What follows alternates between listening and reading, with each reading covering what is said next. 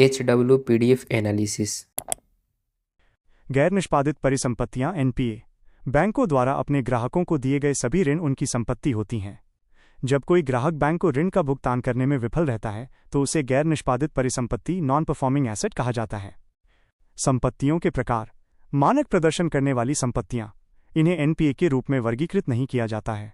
उधारकर्ता नियमित रूप से ऋण राशि का भुगतान करता है। गैर मानक तनावग्रस्त आस्तियां, स्ट्रेस्ड एसेट्स। गैर निष्पादित परिसंपत्तियां, इसमें एसएमए स्पेशल मेंशन अकाउंट खाता, गैर निष्पादित परिसंपत्तियां, पुनर्गठित संपत्तियां और लिखित संपत्तियां शामिल हैं। विवरण। 1. विशेष उल्लेख खाता, स्पेशल मेंशन अकाउंट।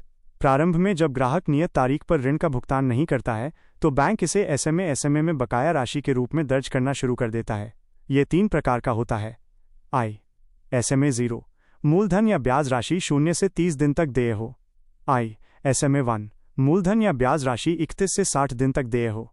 आई. एसएमए 2, मूलधन या ब्याज राशि 61 से 90 दिन तक देय हो। 2. गैर निष्पादित आस्तियां, नॉन परफॉर्मिंग एसेट्स। यदि कोई ग्राहक 90 दिनों तक ब्याज, मूलधन या दोनों का भुगतान नहीं करता है तो इसे एनपीए माना जाता है। 3. पुनर्गठित आस्तियां, ऋण, रिस्ट्रक्चर्ड एसेट्स, लोन। जब बैंक द्वारा बकाया ऋण का पुनर्गठन किया जाता है जिसमें भुगतान की समय सीमा बढ़ाना, ब्याज दर कम करना आदि शामिल होता है। 4. बट्टे खाते में डाली गई संपत्तियां, रिटर्न ऑफ एसेट्स। वे संपत्तियां या ऋण जिन्हें देय के रूप में नहीं गिना जाता है क्योंकि उन्हें अन्य तरीकों से मुआवजा दिया जाता है। नोट: लिखित आस्तियों की गणना ऋण की छूट के रूप में नहीं की जाती है। सामरिक ऋण पुनर्गठन, स्ट्रेटेजिक डेट रिस्ट्रक्चरिंग, जब बैंक ऋण को इक्विटी में परिवर्तित करता है। स्ट्रेस्ड एसेट्स 54A की सस्टेनेबल स्ट्रक्चरिंग के लिए योजना, S4A। डिफॉल्ट की राशि 500 करोड़ रुपए या उससे अधिक हो। ऋण राशि स्थायी या गैर स्थायी हो। गैर स्थायी राशि को इक्विटी में परिवर्तित किया जाए। भारतीय बैंकों की एनपीए समस्या। भारतीय रिजर्व बैंक और केंद्र सरकार की दिवाला और दिवालियापन संहिता, इंसॉल्वेंसी एंड बैंक्रप्सी कोड जैसी पहलों के कारण वित्तीय वर्ष 2018 से एनपीए में गिरावट की प्रवृत्ति देखी गई थी। कोरोना वायरस कोविड-19 महामारी और लॉकडाउन के प्रभाव के कारण देश में फंसे हुए ऋणों में वृद्धि की उम्मीद थी। भारत में एनपीए को रोकने के उपाय। 1. ऋण वसूली न्यायाधिकरण, DRT, date recovery tribunal, DRT. इनकी स्थापना 1993 में की गई थी। इनका उद्देश्य मामलों के निपटारे में लगने वाले समय को कम करना है। हालांकि इनकी संख्या अपर्याप्त है जिसके कारण कई स्थानों पर मामले 2 साल से अधिक समय से लंबित हैं। 2. क्रेडिट सूचना bureau, CIB, credit information bureau, CIB. इसकी स्थापना वर्ष 2000 में की गई थी। ये एक अच्छी सूचना प्रणाली है जो ऋण को गलत हाथों में जाने से रोकती है। ये व्यक्तिगत और जानबूझकर चूककर्ताओं, विलफुल डिफॉल्टर्स को ट्रैक और साझा करता है जिससे बैंकों को मदद मिलती है। 3. लोक अदालत, लोक अदालत। ये छोटे ऋणों से निपटने और उनकी वसूली के लिए उपयोगी हैं। 2001 में स्थापित आरबीआई के दिशा निर्देशों के तहत ये 5 लाख रुपए तक के ऋण तक सीमित हैं। ये अधिक मामलों को कानूनी प्रणाली में जाने से रोकते हैं। 4. जानबूझकर चूककर्ता, विलफुल डिफॉल्टर। किसी भी संस्था को जानबूझकर चूककर्ता माना जाता है यदि उसके पास वित्तीय साधन होने के बावजूद वो ऋणदाता को अपनी भुगतान चुकौती प्रतिबद्धताओं को पूरा करने में विफल रहता है। ऋणदाता के धन का उपयोग विशिष्ट उद्देश्यों के लिए नहीं किया गया है। इकाइयों ने निधियों को निकाल लिया है और उनका उपयोग उस उद्देश्य के लिए नहीं किया है जिसके लिए क्रेडिट लिया गया था। बैंकों को 25 लाख रुपए से अधिक के बकाया ऋण वाले जानबूझकर चूककर्ताओं के नाम भारतीय रिजर्व बैंक आरबीआई को प्रस्तुत करने होते हैं। 5. सरफेसी अधिनियम, SAR-FAESI एक्ट। ये 2002 का अधिनियम है। ये वित्तीय संपत्तियों के प्रतिभूतिकरण, पुनर्निर्माण और सुरक्षा हितों के प्रवर्तन को नियंत्रित करता है। सरफेसी अधिनियम। सरफेसी, SAR-FAESI, वित्तीय आस्तियों के प्रतिभूतिकरण और पुनर्निर्माण और सुरक्षा हित के प्रवर्तन के लिए एक संक्षिप्त शब्द है। यह एक ऐसा अधिनियम है जो संपत्ति के अधिकारों पर सुरक्षा हितों के केंद्रीय डेटाबेस और संबंधित मामलों के लिए बनाया गया है। यह अधिनियम बैंकों और अन्य वित्तीय संस्थानों को चूककर्ता की आवासीय या वाणिज्यिक संपत्तियों की नीलामी करके ऋण वसूल करने की अनुमति देता है। इस अधिनियम के तहत भारत का पहला संपत्ति पुनर्निर्माण निगम ARCIL की स्थापना की गई। सुरक्षित लेनदारों, बैंकों या वित्तीय संस्थानों के पास सरफेसी अधिनियम 2002 की धारा 13 के तहत सुरक्षा हित प्रवर्तन के अधिकार हैं। भारत के सर्वोच्च न्यायालय के अनुसार 2002 का सरफेसी अधिनियम अब सभी राज्य और बहुराज्य सहकारी बैंकों पर लागू होता है। इसके कारण बैंक अब डिफॉल्टरों की संपत्तियों को जब्त और बेच सकते हैं। सरफेसी अधिनियम के प्रावधान। यदि कोई वित्तीय सहायता का उधारकर्ता ऋण या किस्त पर चूक करता है और उसका खाता एक सुरक्षित लेनदार द्वारा गैर निष्पादित परिसंपत्ति एनपीए के रूप में वर्गीकृत किया जाता है, तो सुरक्षित लेनदार सीमा की अवधि समाप्त होने से पहले लिखित नोटिस का अनुरोध कर सकता है। और सुरक्षित ऋण 1 लाख रुपए से कम के ऋण और ऐसे ऋण जो प्रारंभिक सिद्धांत के 20% से कम हैं, कानून से मुक्त हैं। ये कानून परिसंपत्ति पुनर्निर्माण कंपनियों एआरसी के गठन और बैंकों द्वारा एआरसी, जो आरबीआई द्वारा विनियमित हैं, को गैर निष्पादित परिसंपत्तियों की बिक्री की अनुमति देता है। न्यायालय की सहमति के बिना बैंक संपार्श्विक संपत्ति का स्वामित्व लेने और उसे बेचने के लिए अधिकृत हैं। सरफेसी अधिनियम वित्तीय संस्थानों को जब्त करने और रोकने का अधिकार देता है। उन्हें 60 दिनों के भीतर भुगतान का अनुरोध करते हुए अपराधी उधारकर्ता को एक अधिसूचना भेजनी चाहिए। अगर देनदार सहयोग नहीं करता है तो बैंक निम्नलिखित 3 में से कोई एक कार्रवाई कर सकता है। 1. ऋण सुरक्षा पर नियंत्रण रखें। 2. सुरक्षा के अधिकार को बेचें, पट्टे पर दें या सौंपें। 3. संपत्ति की देखभाल करें या ऐसा करने के लिए किसी को नियुक्त करें। सरफेसी अधिनियम संशोधन। केंद्र सरकार ने 2013 में एक कानून पारित किया जिसमें सहकारी बैंकों को 2002 के सरफेसी अधिनियम के तहत लाया गया। सुरक्षा हितों का प्रवर्तन और ऋणों की वसूली कानून और विविध प्रावधान संशोधन विधेयक 2016 ने एक बार फिर कानून को बदल दिया। सर्वोच्च न्यायालय ने यह भी माना कि बैंकिंग गतिविधियों में संलग्न सहकारी बैंक बैंकिंग विनियमन अधिनियम 1949 की धारा 5C और 56A के अधीन है। दिवाला और दिवालियापन संहिता आईबीसी 2016। दिवाला और दिवालियापन संहिता 2016 आईबीसी भारत का दिवाला कानून है। इसका उद्देश्य मौजूदा दिवाला कानून को एकीकृत करके एकल दिवाला और दिवालियापन कानून की स्थापना करना है। दिवाला एक ऐसी स्थिति है जिसमें एक देनदार अपने ऋणों का भुगतान करने में असमर्थ होता है। दिवालियापन एक कानूनी प्रक्रिया है जिसमें एक दिवालिया व्यक्ति या कंपनी शामिल होती है जो अपने ऋणों का भुगतान करने में असमर्थ होती है। ये बैंकों जैसे लेनदारों को ऋणों की वसूली और खराब ऋणों से बचने में मदद करने के लिए स्पष्ट और तेज दिवाला प्रक्रियाओं की स्थापना करता है। ये एक व्यापक दिवाला कोड है जो सभी व्यवसायों, साझेदारियों और व्यक्तियों वित्तीय फर्मों के अलावा पर लागू होता है। कोड ने पिछले सभी कानूनों को निरस्त कर दिया और दिवाला और दिवालियापन के मामलों को हल करने के लिए एक मानकीकृत ढांचे की स्थापना की। आईबीसी 2016 के प्रमुख तत्व। दिवाला पेशेवर ये समाधान प्रक्रिया के प्रभारी होंगे, देनदार की संपत्ति को संभालेंगे और लेनदारों को जानकारी प्रदान करेंगे। दिवाला व्यावसायिक एजेंसियां दिवाला विशेषज्ञों को दिवाला के लिए पेशेवर एजेंसियों के साथ पंजीकृत किया जाएगा। ये एजेंसियां विशेषज्ञों को प्रमाणित करने और उनके प्रदर्शन के लिए व्यवहार संहिता लागू करेंगी।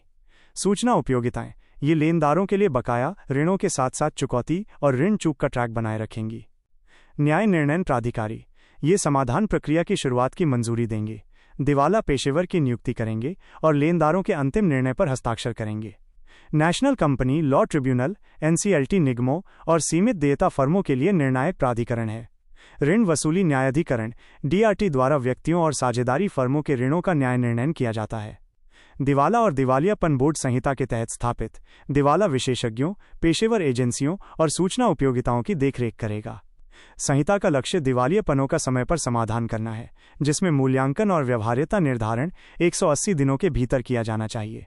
कंपनी 180 दिनों की मोहलत के अधीन है, जिसे 270 दिनों तक बढ़ाया जा सकता है।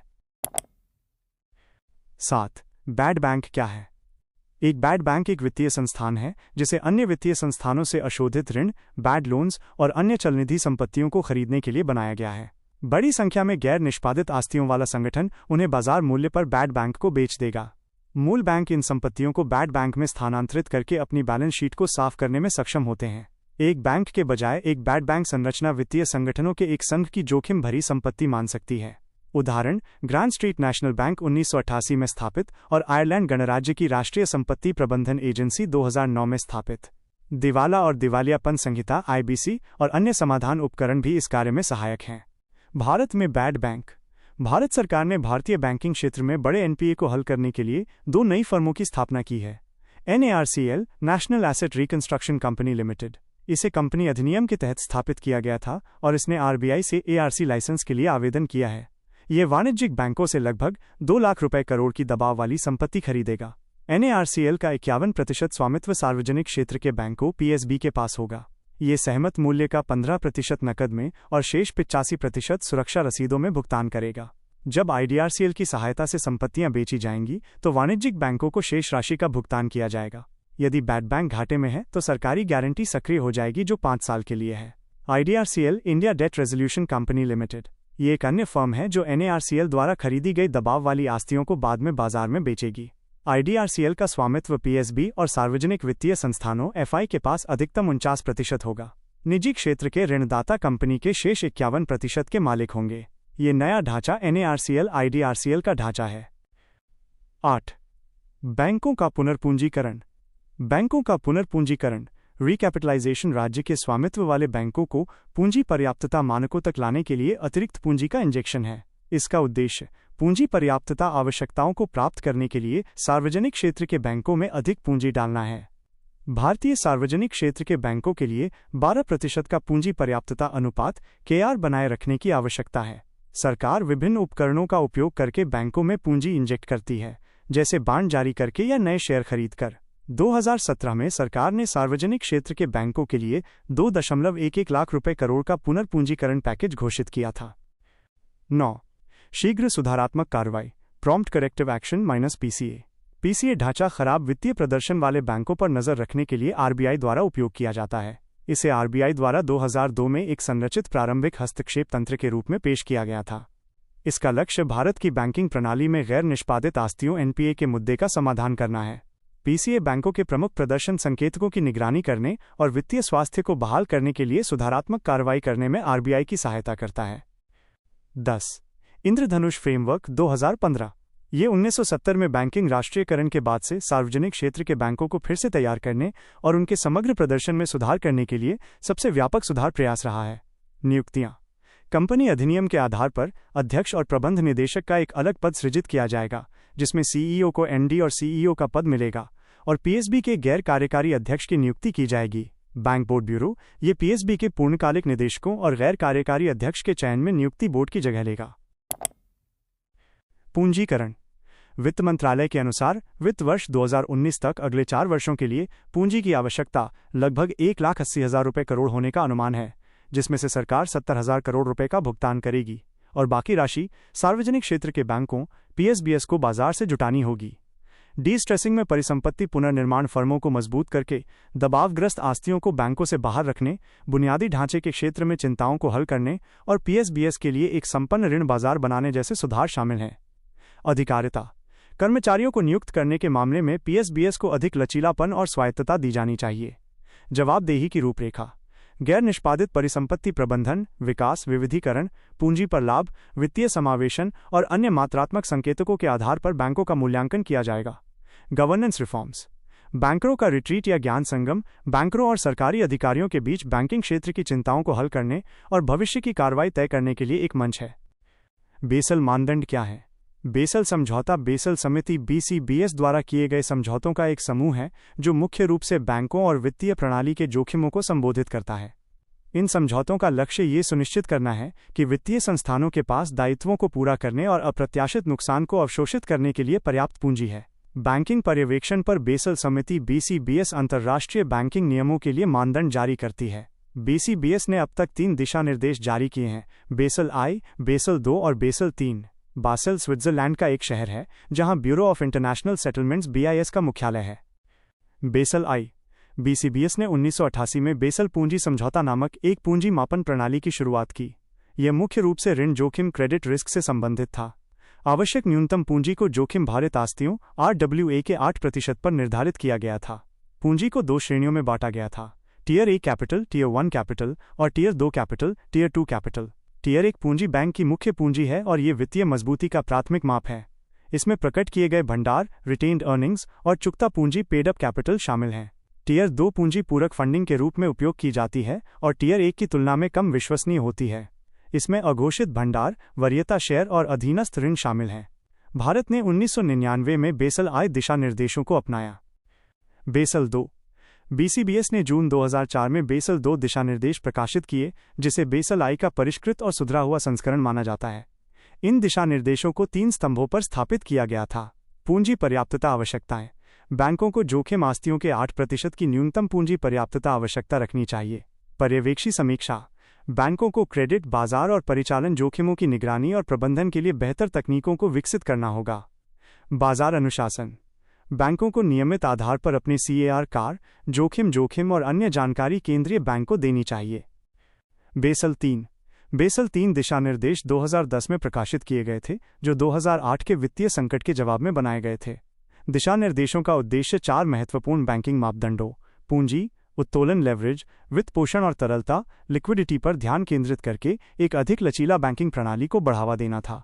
पूंजी पर्याप्तता अनुपात 12.9% पर रखा जाना चाहिए।